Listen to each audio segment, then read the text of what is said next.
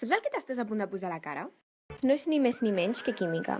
Ja des de temps remots que el maquillatge ha estat incorporat a la societat mitjançant la utilització de mercuri en productes de cosmètica. Però aquests productes han sofert una immensa millora atribuïda als avenços realitzats al camp de la química gràcies als quals hem sigut capaços de donar en productes que resisteixen llargues durades, que aportin intenses pigmentacions i que s'ajustin a la nostra pell. Hem sigut capaços d'aprofitar la natura i extreure'n essències i substàncies que han permès que un òrgan tan complex i tan complet, que ha de complir amb importants missions dins de l'esquema metabòlic integral de l'organisme, com és la pell, es vegi afavorit per la química i pugui mantenir la seva normalitat tot i aplicar-hi aquests productes.